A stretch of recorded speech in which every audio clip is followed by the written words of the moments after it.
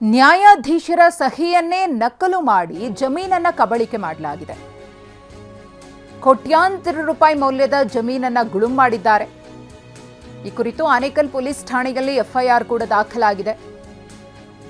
ಮುನಿರಾಜು, ರಾಘವ, ಆಂಜಿನಪ್ಪ, ಅರುಣಾಕ್ಷಿ, ಪವಿತ್ರ, ಪೂಜಶ್ರೀ ಮತ್ತು ಸುಷ್ಮಿತಾ ವಿರುದ್ಧ ಎಫ್ಐಆರ್ ದಾಖಲಾಗಿದೆ. ನ್ಯಾಯಾಧೀಶರ 3 ಸಹಿ ಜೊತೆ 16 ಸಹಿಗಳನ್ನು ನಕಲು ಮಾಡಿತು. ಇದೀಗ ನೊಂದ ಮಹಿಳೆ ನ್ಯಾಯಕ್ಕಾಗಿ ಕಣ್ಣೀರನ್ನ ಹಾಕ್ತಿದ್ದಾರೆ. ಯಾವ ಮಹಿಳೆಯಿಂದ ಜಮೀನನ್ನ ಕಬಳಿಕೆ ಮಾಡಿದ್ರೋ ಆ ಮಹಿಳೆ ಇದೀಗ ಕಣ್ಣೀರನ್ನ ಇಡ್ತಾ ಇದ್ದಾರೆ. ನ್ಯಾಯಕ್ಕಾಗಿ ಅಂಗಲಾಚ್ತಾ ಇದ್ದಾರೆ.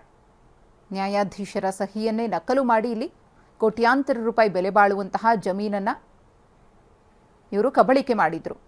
ಫೋಟೋದಲ್ಲಿ ಗಮನಿಸ್ತಾ ಇದ್ದೀರಾ, ಆರೋಪಿಗಳು ಇವರೇ ಮುನಿರಾಜು, ರಾಘವ, ಆಂಜಿನಪ್ಪ, ಅರುಣಾಕ್ಷಿ, ಪವಿತ್ರ, ಪೂಜಶ್ರೀ, ಸುಷ್ಮಿತಾ.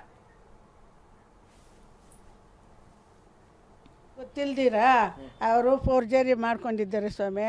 ಅವನು ಮಾಡಿಬಿಟ್ಟು ದುಡ್ಡು ತಗೊಂಡ್ಬಿಟ್ಟಿದ್ದಾನೆ. ನಮ್ಗೆ ಗೊತ್ತಿಲ್ದಿರಾ ಮುನಿರಾಜ, ರಾಘವ, ಅವನು ಆಂಜಿನಪ್ಪ ಅವರಿಬ್ಬರು ಸೇರಿಕೊಂಡು ಮಾರ್ಕೊಂಡ್ಬಿಟ್ಟು ದುಡ್ಡು ತಗೊಬಿಟ್ಟಿದ್ದಾರೆ.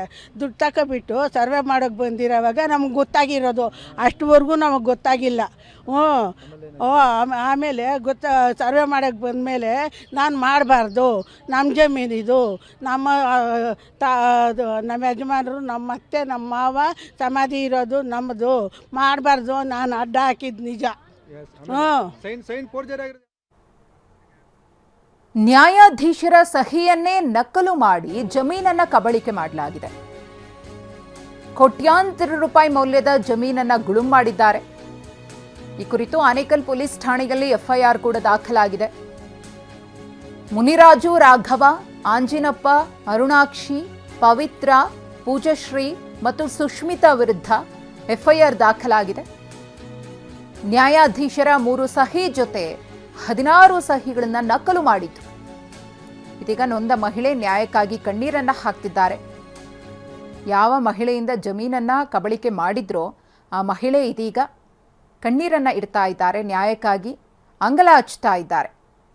ನ್ಯಾಯಾಧೀಶರ ಸಹಿಯನ್ನೇ ನಕಲು ಮಾಡಿ ಇಲ್ಲಿ ಕೋಟ್ಯಾಂತರ ರೂಪಾಯಿ ಬೆಲೆ ಬಾಳುವಂತಹ ಜಮೀನನ್ನ ಇವರು ಕಬಳಿಕೆ ಮಾಡಿದ್ರು. ಫೋಟೋದಲ್ಲಿ ಗಮನಿಸ್ತಾ ಇದ್ದೀರಾ, ಆರೋಪಿಗಳು ಇವರೇ ಮುನಿರಾಜು, ರಾಘವ, ಆಂಜಿನಪ್ಪ, ಅರುಣಾಕ್ಷಿ, ಪವಿತ್ರ, ಪೂಜಶ್ರೀ, ಸುಷ್ಮಿತಾ. ಗೊತ್ತಿಲ್ದಿರಾ ಅವರು ಫೋರ್ಜರಿ ಮಾಡ್ಕೊಂಡಿದ್ದಾರೆ ಸ್ವಾಮಿ. ಅವನು ಮಾಡಿಬಿಟ್ಟು ದುಡ್ಡು ತಗೊಂಡ್ಬಿಟ್ಟಿದ್ದಾನೆ. ನಮ್ಗೆ ಗೊತ್ತಿಲ್ದಿರಾ ಮುನಿರಾಜ, ರಾಘವ, ಅವನು ಆಂಜಿನಪ್ಪ ಅವರಿಬ್ಬರು ಸೇರಿಕೊಂಡು ಮಾರ್ಕೊಂಡ್ಬಿಟ್ಟು ದುಡ್ಡು ತಗೊಬಿಟ್ಟಿದ್ದಾರೆ. ದುಡ್ಡು ತಗೊಬಿಟ್ಟು ಸರ್ವೆ ಮಾಡೋಕ್ಕೆ ಬಂದಿರೋವಾಗ ನಮ್ಗೆ ಗೊತ್ತಾಗಿರೋದು. ಅಷ್ಟುವರೆಗೂ ನಮಗೆ ಗೊತ್ತಾಗಿಲ್ಲ. ಆಮೇಲೆ ಸರ್ವೆ ಮಾಡೋಕ್ಕೆ ಬಂದಮೇಲೆ ನಾನು ಮಾಡಬಾರ್ದು, ನಮ್ಮ ಜಮೀನಿದು, ನಮ್ಮ